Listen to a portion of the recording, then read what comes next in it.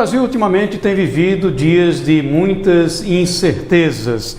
Vamos conversar com o cientista social Rodorval Ramalho. Doutor Rodorval Ramalho, o Brasil tem vivido nesse clima de sombras.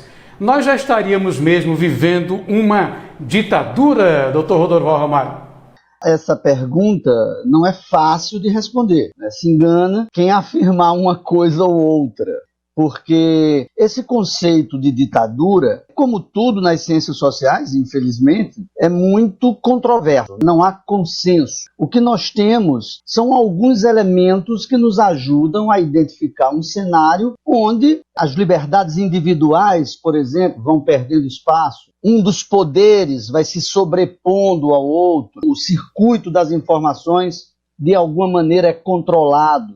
Outro elemento, por exemplo, é da proibição das manifestações populares. Aquele sistema de freios e contrapesos também começa a não funcionar. Então nós temos um conjunto de variáveis bastante razoável para começar a medir e pesar em que regimes estamos vivendo. Eu sempre gosto de raciocinar da seguinte maneira, embora aqui não seja exatamente um espaço para discussões conceituais, mas eu vejo, digamos assim, tentando simplificar, ditadura e democracia como dois extremos, como se fosse uma linha, num extremo a democracia, no outro extremo a ditadura. E os regimes reais, eles estão sempre um pouco mais para lá ou um pouco mais para cá. Ou seja, eles se aproximam e se distanciam desses dois extremos de acordo com certas conjunturas. É claro que, por exemplo, os Estados Unidos da América, hoje, na atual conjuntura,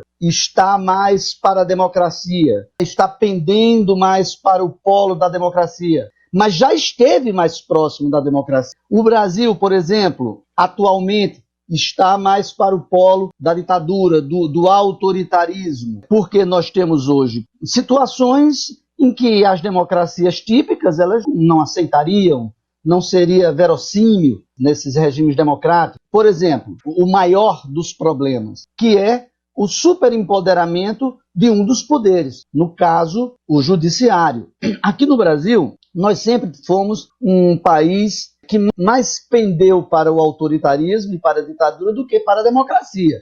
Nós tivemos ao longo da República poucos anos de democracia. Democracia nesses termos em que eu estou indicando, mais próximo do polo da democracia, com alguma circulação de informação livremente, organização partidária livre, organização associativismo civil mais livre, um certo equilíbrio entre os poderes, liberdade de manifestação, de expressão. Esses elementos que compõem a democracia, e claro, sempre eleições, com partidos, com possibilidade de alternância de poder, esse polo, esse ambiente democrático no Brasil nós tivemos poucas vezes, durante pouco tempo. Nós pensávamos que depois da Constituição de 88, o processo seria sempre progressivamente no sentido da democracia. Entretanto, os governos do PT, como governos típicos de esquerda, voltaram a nos colocar no sentido dos governos autoritários das ditaduras, porque foi exatamente a partir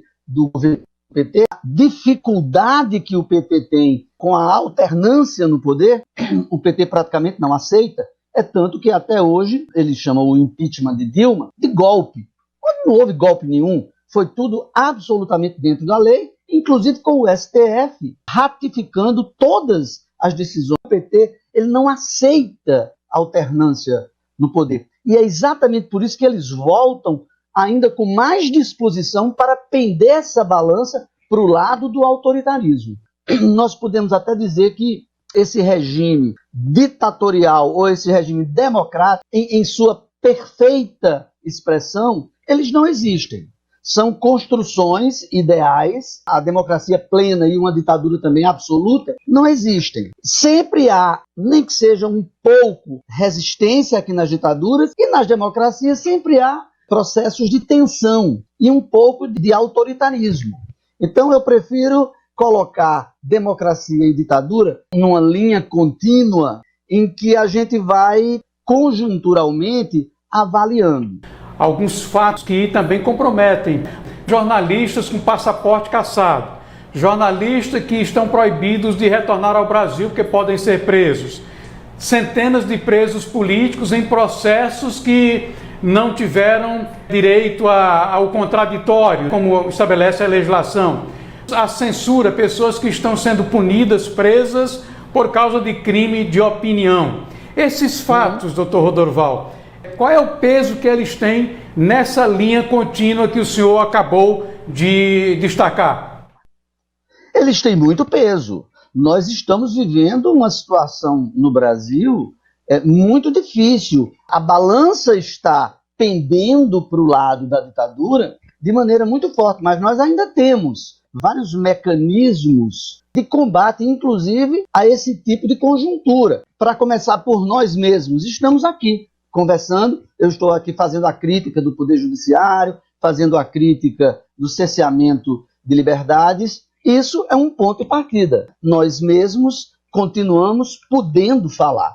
Isso pode ser suspenso mais adiante? Pode. Se isso acontecer, a balança pende mais ainda para o lado da ditadura. Nós ainda temos um Congresso que não está completamente rendido. Nós temos um Congresso que não é impedido de agir. Ele próprio se nega a agir, né? E ele foi eleito. O caso, por exemplo, do Senado.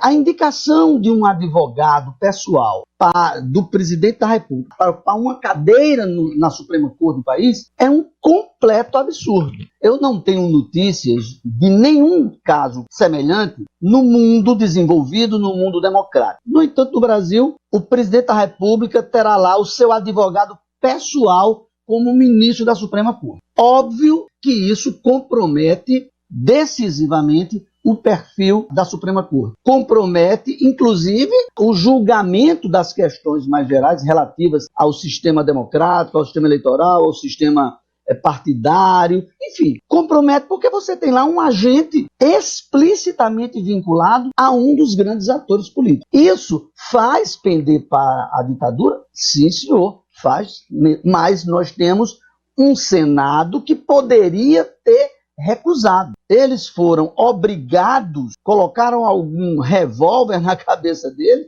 Não. Eles simplesmente são aliados fisiológicos desses segmentos que indicaram o advogado pessoal do presidente da República para uma cadeira no Supremo. Então, veja bem, o Congresso foi eleito, ninguém está pedindo, existem tensões, cassações, etc., mas, em geral, os senadores poderiam ter recusado o nome do Zanin, mas não recusaram. Inclusive senadores supostamente vinculados a setores conservadores, a setores de direita. Foram 57 votos, inacreditáveis 57 votos.